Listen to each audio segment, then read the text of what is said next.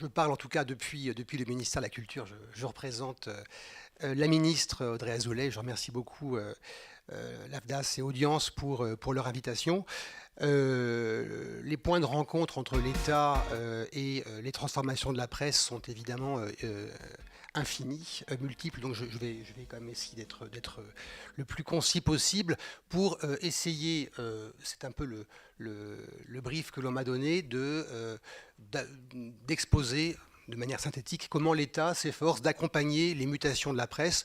Les mutations, on va se concentrer sur les mutations surtout économiques.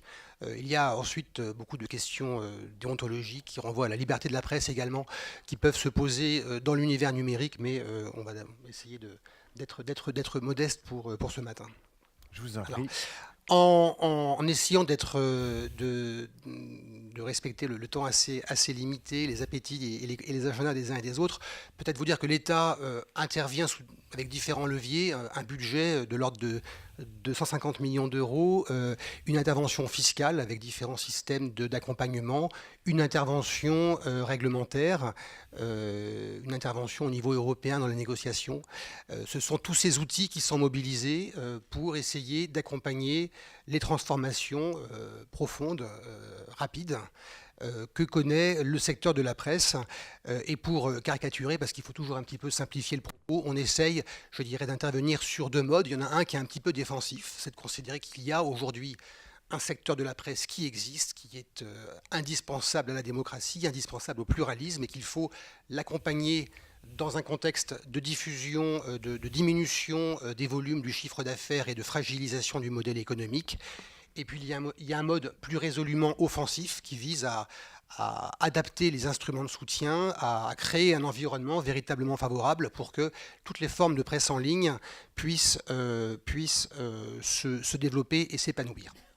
Alors, l'approche défensive, en essayant d'être bref, en gros, concentrons-nous sur le papier. Le papier, il est incontournable. La presse papier, alors c'est un peu une formule qui est réductrice, mais c'est incontournable. C'est incontournable économiquement, on le sait. Aujourd'hui encore, les revenus, les marges que produit la presse numérique pour les titres bimédias ne permettent pas à eux-mêmes de couvrir les coûts fixes d'un journal. La presse papier reste économiquement indispensable.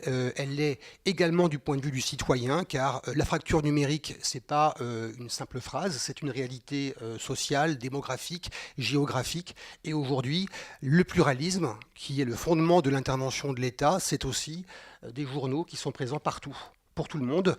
Et donc, un des objets importants, un des objectifs importants de l'intervention de l'État, c'est la diffusion de la presse physique partout sur le territoire à travers la vente au numéro, les marchands de journaux. 4% de points de vente disparaissent tous les ans. C'est catastrophique économiquement et d'un point de vue citoyen. On a lancé récemment un plan de soutien aux diffuseurs aussi dynamique que possible pour que cette présence demeure. C'est la réforme, l'évolution des tarifs postaux. La Poste aide par un tarif privilégié l'acheminement de la presse auprès du public. Nous avons essayé d'offrir récemment, pour les 4 années à venir, un cadre soutenable et prévisible pour que les acteurs économiques puissent s'y appuyer. Et puis nous travaillons aujourd'hui à la troisième modalité, qui est le portage de la presse, que nous essayons de réformer, là aussi pour avoir un cadre qui, dans une économie plus compliquée, permette à tous les acteurs de s'appuyer sur un socle qui leur permette d'atteindre le public. Ce pluralisme, d'une façon, de la presse, je dirais, papier traditionnelle, on le défend à travers la diffusion. On essaie de le faire aussi au niveau de la production d'informations. Et je vais prendre un exemple très simple, l'AFP, qui représente la moitié du budget de la presse au ministère. L'AFP, elle a une fonction essentielle qui est de produire à tous les titres, d'offrir à tous les titres une information fiable, complète, universelle, vérifiée, à partir de laquelle chacun pourra créer sa diversité, sa contribution au pluralisme. L'AFP est évidemment confrontée, elle aussi, à un marché des médias, de la presse très compliqué. Nous l'accompagnons. Le soutien à l'AFP a progressé de plus de 5% au cours des 3 dernières années. Ça paraît assez théorique, mais le recours, la capacité à recourir à l'AFP à des tarifs qui soient soutenables est un élément essentiel du pluralisme. Et puis, nous intervenons aussi par diverses aides. Je ne vais pas les prendre par le menu. Est-ce qu'elles conduisent à soutenir, à maintenir en vie artificiellement et des titres et de ce fait à empêcher des processus créateurs? Je n'en suis pas si sûr. En tout cas, l'affirmation peut être entendue, mais il faut aussi prendre en compte la contribution historique que beaucoup de titres apportent à la diversité, au pluralisme du paysage. Et nous sommes extrêmement attentifs aussi à préserver les piliers. Alors peut-être certains penseront que nous sommes trop attentifs à préserver des piliers de ce paysage pluraliste. En tout cas, nous sommes à peu près droit dans nos bottes de ce point de vue-là. Alors voilà, assez rapidement, j'ai voulu faire le plus court possible, mais il y aurait tant à dire sur l'approche défensive, mais il ne faut pas prendre ce terme de défensif comme étant réducteur. Il vise vraiment à conserver une très grande diversité de contributions au débat d'idées et à l'éclairage des consciences. Il y a aussi une approche plus offensive, plus dynamique, plus tournée vers le développement et l'avenir, qui vise à concentrer et réformer les systèmes d'aide et à créer un environnement qui permette le développement soit de déclinaisons numériques des titres historiques, soit l'émergence, la création d'acteurs tout en ligne ou pure players comme on peut les désigner. Sur les aides directes, on a fait référence au fonds Google. Effectivement, il y a 2-3 ans, on avait un fonds Google qui intervenait beaucoup en France à la suite d'un accord historique et qui finalement accaparait une grande part des projets du dynamisme qui se présentaient. Le fonds de soutien, le fonds stratégique de développement de la presse, qui est doté d'environ 30 millions d'euros que le ministère propose, en a subi une perte d'attractivité, et également parce que ses modes d'intervention étaient peut-être plus traditionnel. Donc on est intervenu résolument pour moderniser ce fonds, pour le tourner plus vers l'innovation, pour prévoir des aides super bonifiées pour les PME émergentes, moins de 25 salariés, moins de 3 ans d'existence, pour aller vers des projets de transition numérique, les paywalls, la rénovation, la refonte de sites internet, la data, les systèmes de gestion de la data. Tous ces éléments ont été beaucoup plus fortement intégrés dans l'éligibilité du dispositif et finalement bien nous a pris. C'est un décret qui est paru en août dernier, puisque au moment où Google, en disant s'étendre au niveau européen, se retirer en fait du paysage français, on est passé de 15 millions à 2 millions d'euros par an de la part de Google, et bien le fonds stratégique de développement de la presse pour les acteurs traditionnels ou nouveaux a pu prendre le relais. Parallèlement et surtout, c'est les suites d'un rapport commandé au professeur Charon il y a 2 ans maintenant. Parallèlement, nous avons travaillé à la définition de nouveaux instruments pour accompagner la presse, non plus lorsque les titres existent, comme c'est le cas aujourd'hui. Aujourd'hui, pour avoir des aides, il faut avoir un agrément de la commission paritaire des publications de presse. Demain, ce que nous voulons, c'est pouvoir intervenir beaucoup plus en amont, à travers un soutien à l'émergence, à l'incubation, à la recherche. Je salue Jérôme Bouvier qui a beaucoup contribué aussi en son temps à ce que ce projet puisse voir le jour. C'est fondamentalement différent. C'est-à-dire que là où aujourd'hui, un porteur de projet, ou jusqu'à maintenant, devait se concentrer sur la mise en ligne de son site ou la publication du premier numéro parce que ça conditionne l'accès aux aides, le principe de ce nouveau soutien, c'est à travers l'incubation, à travers des bourses d'émergence versées aux porteurs de projets, de leur permettre de réfléchir à leur concept, de développer un modèle économique, de développer un positionnement marketing avant même que d'exister concrètement. Et ça nous a permis de verser une 40aine de bourses d'émergence à l'hiver dernier, et on compte beaucoup sur ce dispositif. Voilà pour ce qui concerne nos aides directes.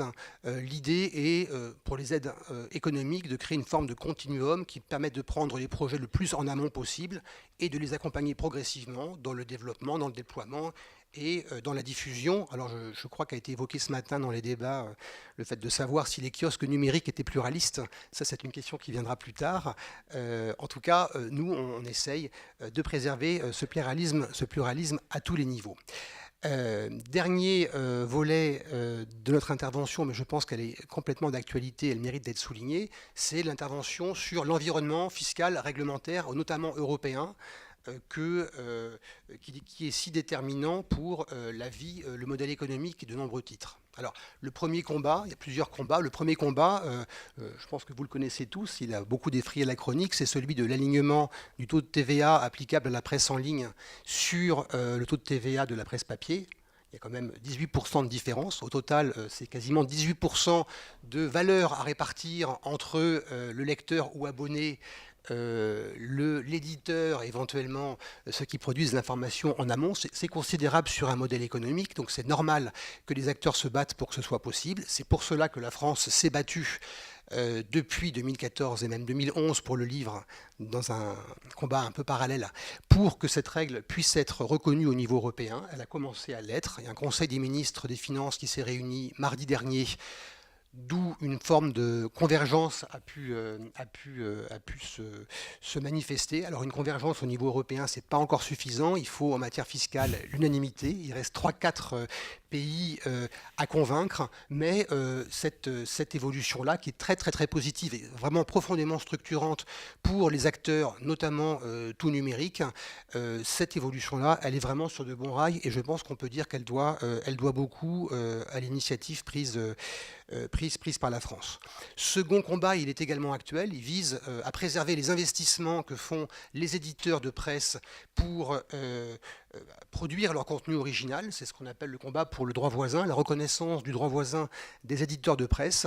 Là aussi, démarche soutenue par le gouvernement, démarche reprise à son compte par la Commission européenne dans son projet de révision de la directive droit d'auteur il y a quelques mois, démarche désormais contestée au niveau européen. On l'a également vu cette semaine, parce qu'évidemment d'autres acteurs, je pense notamment des acteurs américains, des acteurs numériques, ne voient pas d'un bon œil la capacité dont seraient ainsi dotés les éditeurs de se défendre, de faire valoir et de valoriser leurs investissements lorsque d'autres acteurs, souvent plus puissants en ligne, captent une partie de la valeur sans en rétrocéder la part qui revient aux initiateurs. Donc ça, c'est un combat qui n'est pas gagné, sur lequel nous continuons à nous battre au niveau européen, mais qui est illustratif de ce qu'on essaie de faire au niveau macro, en plus du niveau micro, pour accompagner les mutations de la presse. Et puis il y a d'autres débats